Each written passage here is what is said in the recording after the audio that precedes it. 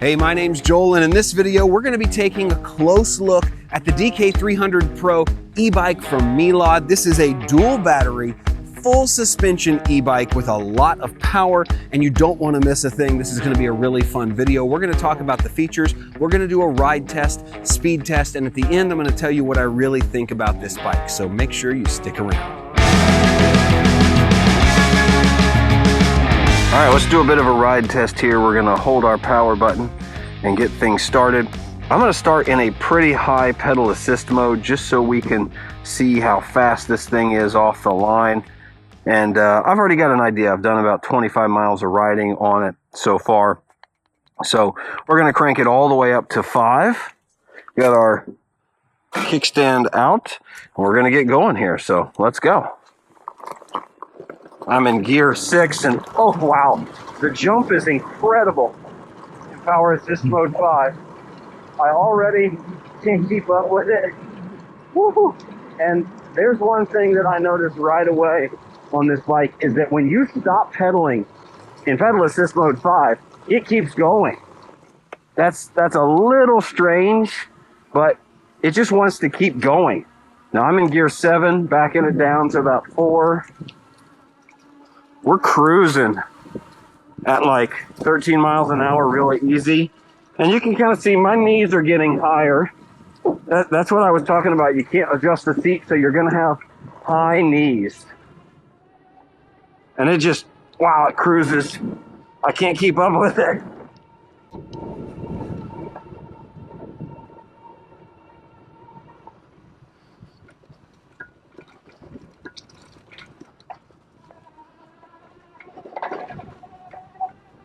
Pedal assist mode 5, there is a large lag on this thing.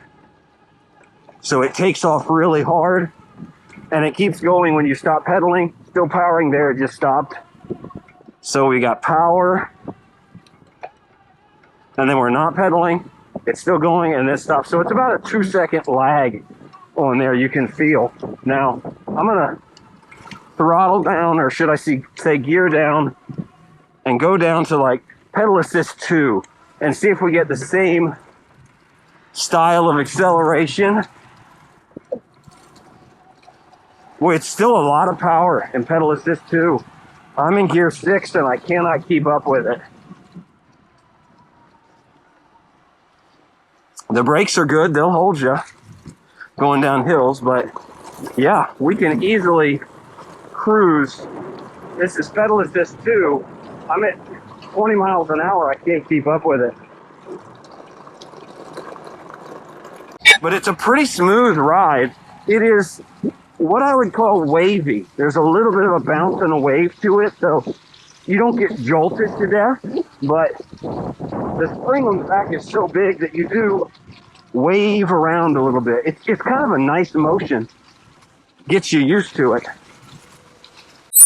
All right, so I'm going to give pedaling a rest just for a minute. We're going to try just the throttle here. I've got it in pedal assist 5 for max power. So let's just see how quick it will accelerate and how fast the top speed is. And more importantly, I guess, how fast we'll get there. So let's go ahead from a dead stop and start.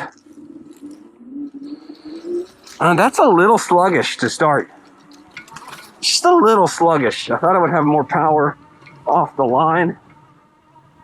Maybe doing a little incline, but yeah, we made it to 15 miles an hour pretty quickly. Cruising at about 19. Yeah, looks like we can reach 20, 21, 22 miles an hour. Just throttle.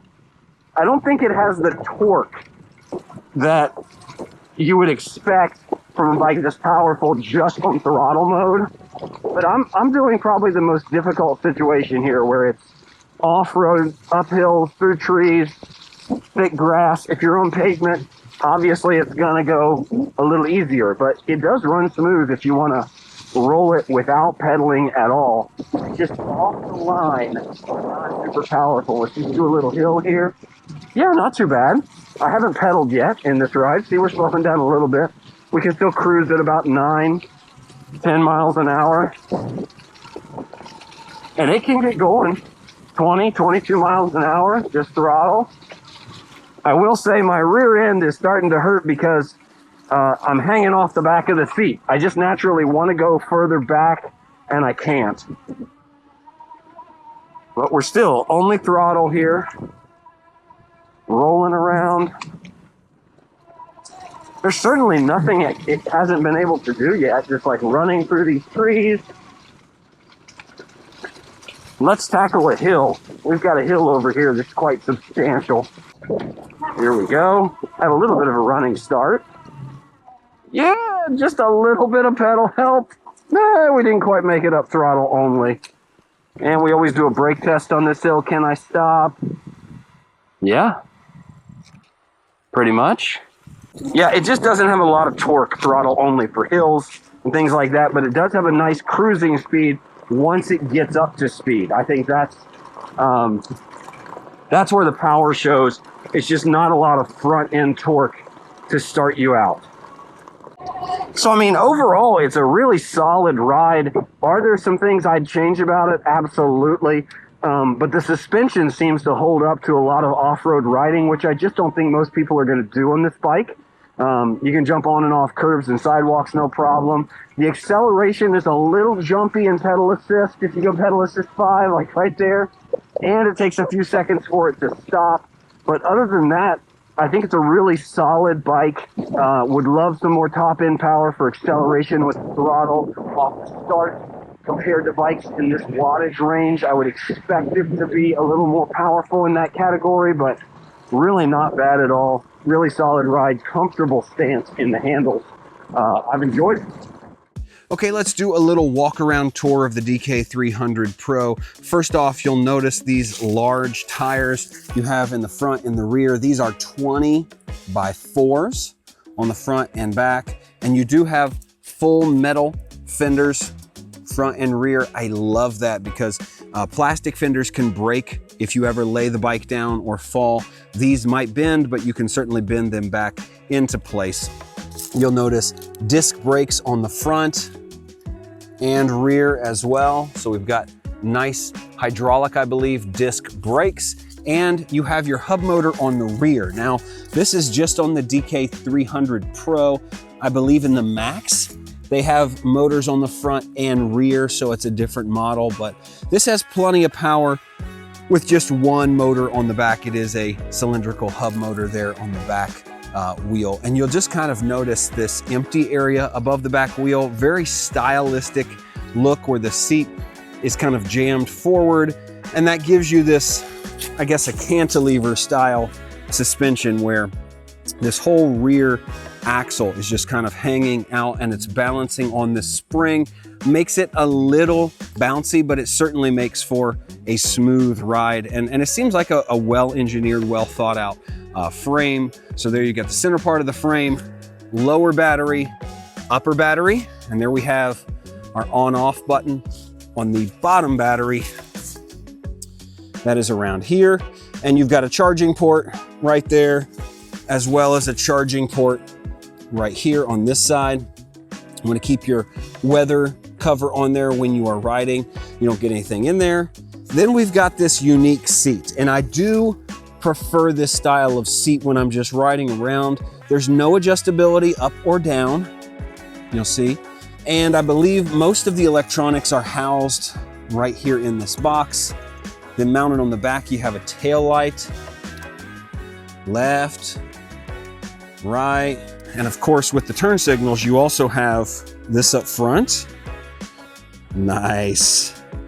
So people can tell which direction you're going, switch it up, right turn signal. And that gives you a good look at those handlebars. I really like these handlebars. I like the padding on the handles themselves, the grips. Really ergonomic, this kind of coming out here. It's not super soft rubber, but it's not hard. It's not too grippy. It's kind of a matte finish. You've got a brake on each side, front and rear. It's a Shimano gear system, pretty simple, just a 7-speed gear system. Here on the right, you have a throttle.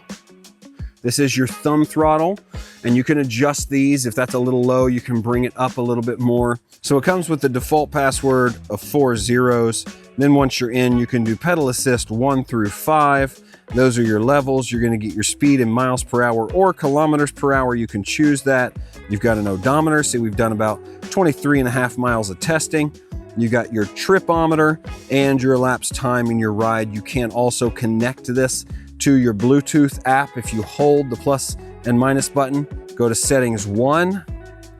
Under Bluetooth, you can scan that QR code with your app and it takes you to connect the bike to the phone. You can change your password. It has all these different settings, and then you can exit right here. But just what I would call a basic screen. It's not too big, but you can see in some sunlight. It is dual color. It's got white and blue color. I'm kind of more used to this being mounted in the middle, but this is okay over here. I think that this is a pretty basic screen as far as options go, so nothing to really write home about. Then we can kind of look down front. We'll see this full suspension on the front, which is tunable. You have this little click wheel here, and you can click through the different options for compression on these 2 shocks up front, and that leads us to the big light up front. This is a really nice LED light, and it's super bright at nighttime. So if you're riding in an urban area, that is really important to have. But that's pretty much the overall review of the features on the DK300 Pro. It's got a lot of great things that you'll need and some that other bikes don't have that'll make it really fun to ride.